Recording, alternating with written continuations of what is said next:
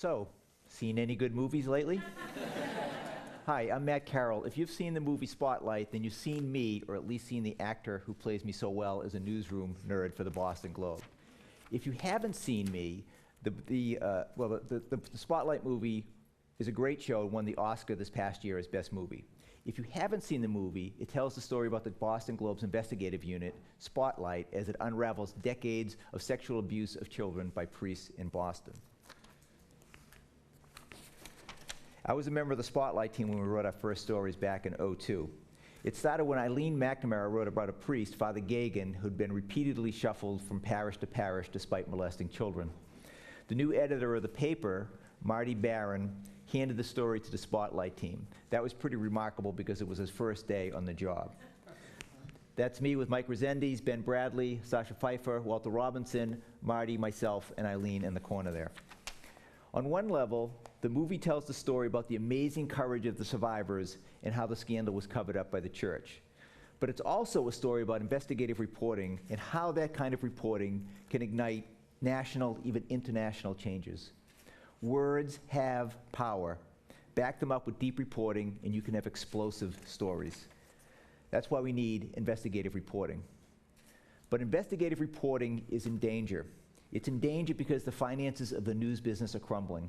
I'm not going to bore you with the details of why, but consider this. Back in 1990, there were about 57,000 reporters covering everything from sports to school committees to doing investigations. Now there's about 30,000, a few more than 30,000 out there. Think about that. Half as many reporters as back in 1990. That makes it tough to cover high school football, never mind do in-depth investigations. Folks, it's a great time to be a corrupt politician in America. Let's face it. Let's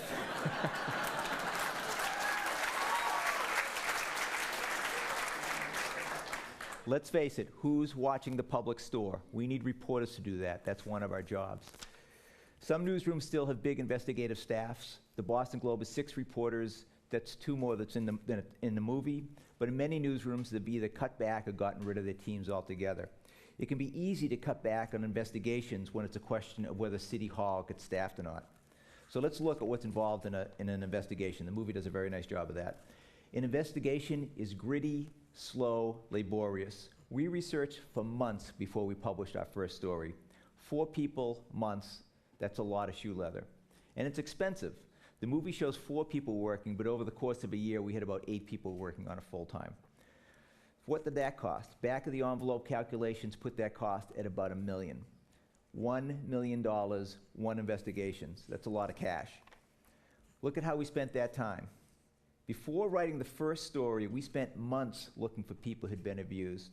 One woman we tried to find was Marietta DeSword. I finally found her in Jamaica Plain in Boston. I turned up on her doorstep on a cold gray day in the fall. She didn't have a phone, but by chance she had a cold that day, so had stayed home from work. She invited me in. It was a little funny at first. Marietta had a parakeet named Xerxes, and Xerxes, for whatever reason, was flying around the apartment all over the place that day. I was trying to interview Marietta, but Xerxes was a curious bird. He kept landing on my head. He was jumping on my knee. He was kind of driving me crazy. And I kept taking notes and swiping at Xerxes. Xerxes, go away, man, go away. So thinking back, I laugh a little bit about that bird. But I never laugh about what Marietta told me. I knocked on her door and I told her I wanted to talk about a priest named Father John Gagan. As soon as I mentioned his name, she burst into tears. Tears just started coming down her cheeks. She talked and cried and talked and cried for the next 3.5 hours. She couldn't stop. She was a young mother when she met Gagan, who was her parish priest in St. Andrews. They hit it off. She invited him home. Soon he was like a member of the family. She even bought him a blue teddy bear. She was delighted. She was a deeply religious Catholic. He was a priest, someone on a pedestal. She had 7 young kids at home, her own and the kids of a sister. She was so happy that Gagan was there helping with the children. He'd take them upstairs at night, put them to bed, pray with them. Then she found out he'd molested the children while he was supposed to be praying with them. All 7. 7 young, innocent kids. Gagan shattered her world. Her life was in turmoil. But she stood up, she went public, and told the world what Gagan had done, one of the first victims to do so. Now, at this point, when I spoke with Marietta, we were still doing research and hadn't published any stories. Gagan was one of the priests we were investigating because there were so many complaints against him, eventually more than 130. We were doing what we'd call a deep dive on Gagan, trying to get as much information as we could. It turned out that Gagan lived on Pelton Street in West Roxbury. Hey, I live in West Roxbury. I pulled out a map, paper map in those days. Pelton was around the corner from my house, literally around the corner. I walked to his house. It took maybe 3 minutes. The same priest who'd abused Marietta's kids was my neighbor. My wife, Elaine, and I had 4 young kids at home. Casey, Alex, Lee, and Jack. They were about 8 to 14 years old. Prime years for an abuser. I thought I'd be sick to my stomach. We were totally rattled. We suddenly had a much better understanding, even if it was only an inkling, of what the victims of abuse and their parents go through. What parent would not do anything to protect the kids from a predator like that? I printed out a picture of Gagan, I put it on my refrigerator, and I told the kids, if you see that guy, you run the other way. It was an amazing coincidence that Gagan lived so close. It was actually too amazing. The movie makers decided to unsensationalize it for the movie. They said no one will believe that Gagan lives around the corner from your house. So they turned Gagan's house into a treatment center in the movie.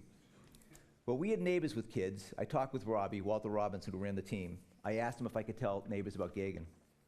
He said, don't do it. We're in the middle of an investigation. If word gets out, the whole investigation could be jeopardized.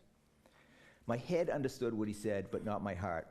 I did keep my mouth shut, but not my wife. I didn't know it until years later that Elaine said, screw that, and told neighbors to keep their kids away from Gagan.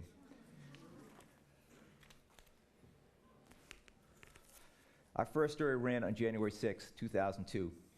Like all reporters, we hope our stories, whether it's under city council or an investigation, will result in changes. But nothing that any one of us had ever done prepared us for what happened next. The reaction was overwhelming. The phones and emails exploded.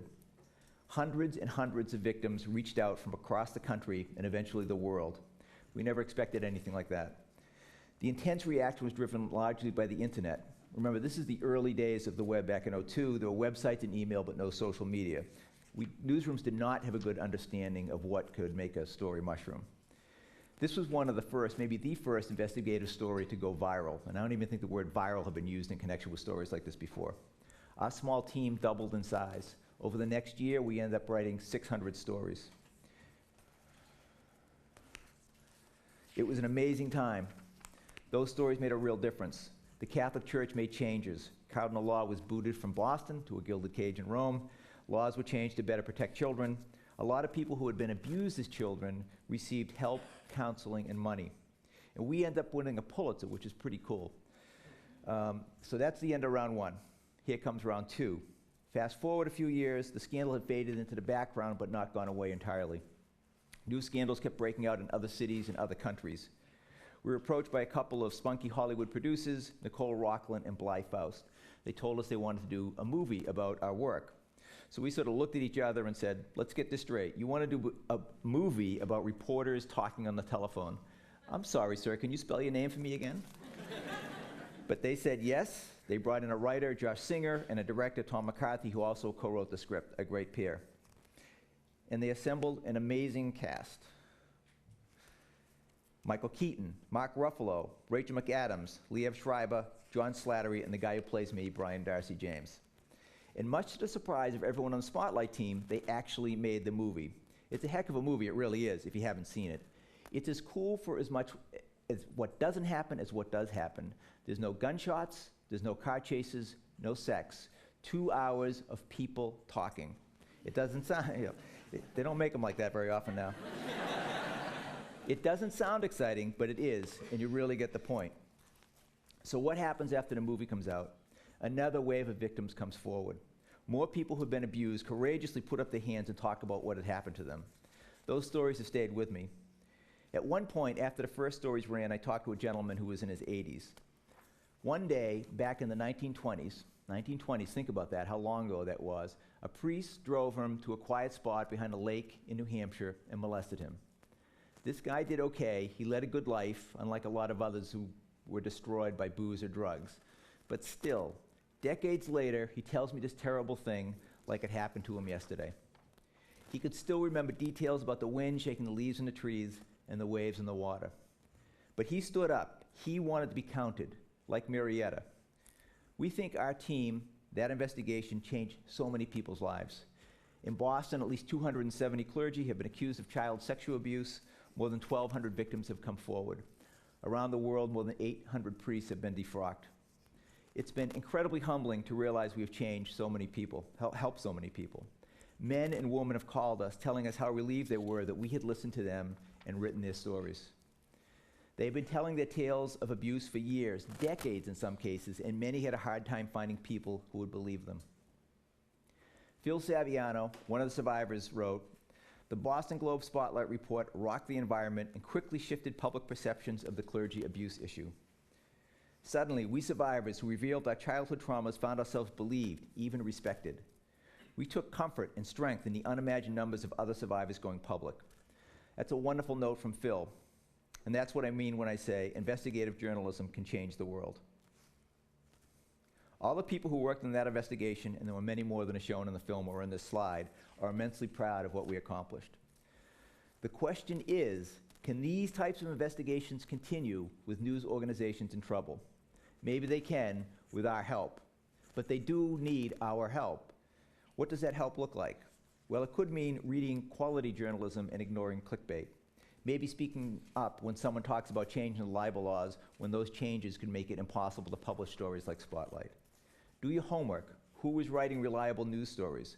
Look to see if other reliable news outlets are retweeting them or quoting from them, then take your pick. And I hate to say this because it sounds like an ad, but paying a few bucks a week for quality news is a good thing too. A digital subscription costs per week about the same as an extra large coffee at Dunkin' Donuts.